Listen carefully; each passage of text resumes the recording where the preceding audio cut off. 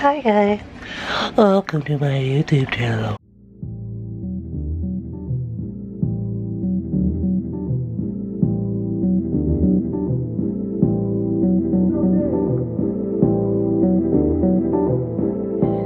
Welcome to another episode of My Crazy Kitchen Quarantine Edition. Today we're doing beans. There's an old saying that says beans are good enough for the pharaohs or something like that. If beans are good enough for the pharaohs, they're good enough for me. We're going to be doing an ancient Egyptian classic bean recipe.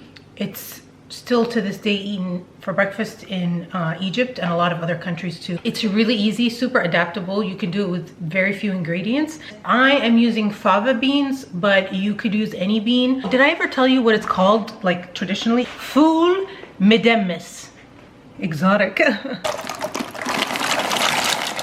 So I soak these overnight and I'll check back in tomorrow. These are the beans the next day. As you can see, they've all soaked up the water. You do not want to salt your beans, or any beans in general, not just these kind, when you're cooking them, or else it'll take forever, if at all, to get tender. And once they're tender, you can begin adding the salt and everything else. So we have three small garlic cloves and 1/2 an onion. 1, 2, 3 garlic cloves, just to give it some flavor. I'm gonna bring it to a boil. This right here, there's a kumquat tree in the garden, which I'll show you right now. Here is the kumquat tree. You see? So ripe. I need to make another batch of that. Everything is so nice and ripe.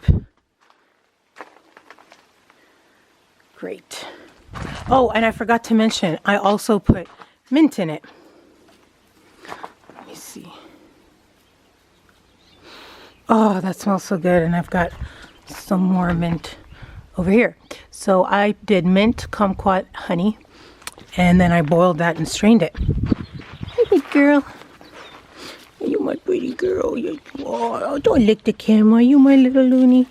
There they go. My little evil chihuahuas. So it's gonna take a while for the beans to boil. In the meantime, if you put it over like on the rocks, it makes such a good cocktail. It's like a hot toddy but cold. It's a cold toddy. Save the turtles or whatever. And there.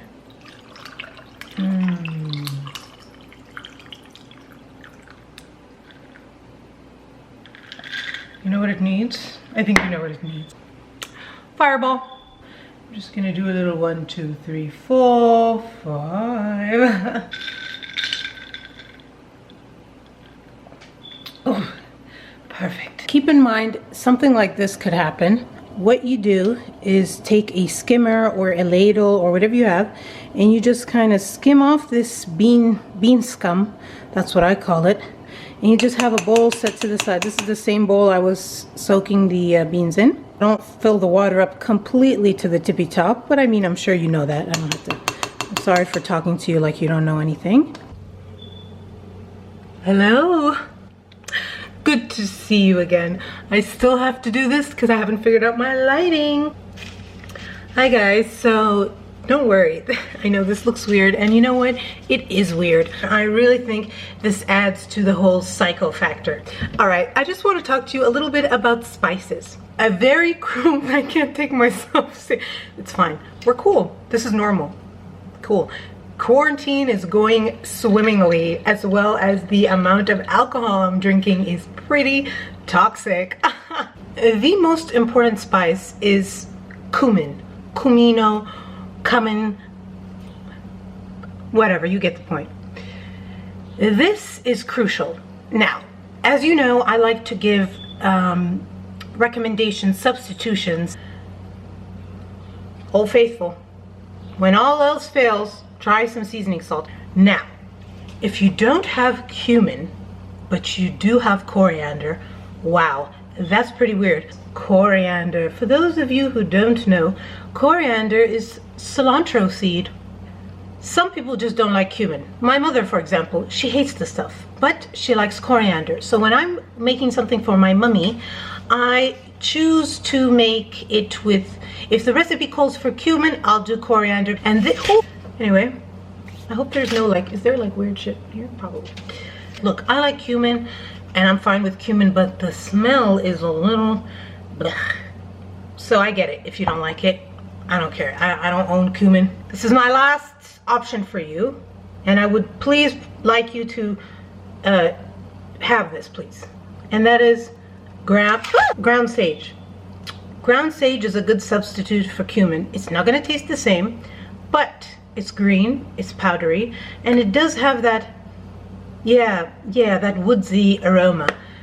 It's not quite cumin, but it'll do. We're in quarantine times. Calm down, get over it. These are bay leaves. I hope you got bay leaves. They're essential to any sort of like stew or soup or broth or anything. So this isn't traditional. It is not the way they do things over in Egypt. But here in America, we use bay leaves. And I'm gonna use a bay leaf. Top of the morning to you. And now we wait.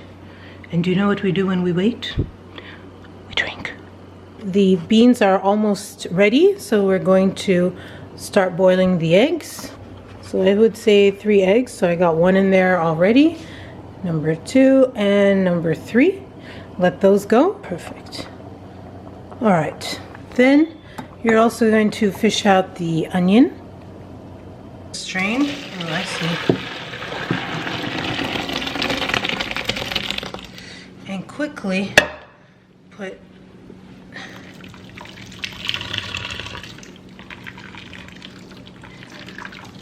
and this is really light. I'm actually used to seeing it a lot darker, like a dark brown, but because these are already skinned, they're a bit lighter. Looks very unappetizing right now, and that is because it is basically white. It's not supposed to be this color. So I think I'm gonna have to add something to fix this color because it looks revolting to me. I'm gonna go with some smoked paprika. Not traditional, but we're kind of winging it right now. I need to fix this color. There we go. Listen, listen, listen. I know it doesn't look good. I'm a little bit shocked myself. All that matters is the taste, right? It tastes good. My advice to you is try to get them with the shell on. They're gonna look brown. The ones I got that were already shelled, taste fine, cooked fine, but it just doesn't look the way I want it to look. So, but we're gonna make it work because we're quarantined and we don't have a choice. So now I'm gonna peel the eggs and garnish it and show you what the final result should be. You've got your bowl of gruel. Not very appetizing, but we can fix that. Here it is, can you see that? All right, I like to put a little bit of diced onion, surround it with the eggs. This is very filling. You see why the pharaohs ate this, do you? Now this is optional, and I drizzle the olive oil like that. If you had fresh herbs, that would be better, but we make it work. Take some of this parsley and sprinkle it on top. Isn't she beautiful? Isn't she wonderful? Oh, the lemon. Can't believe I almost forgot the lemon. And squeeze. Just a little bit. I don't like too much. Just to like brighten it up a little, you know? All right.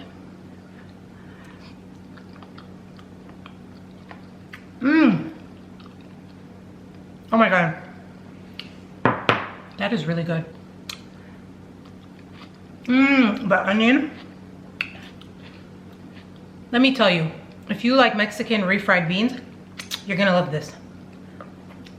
You know what I just noticed? Mexican food and Egyptian food is very similar. They both use a lot of beans. They both use cumin.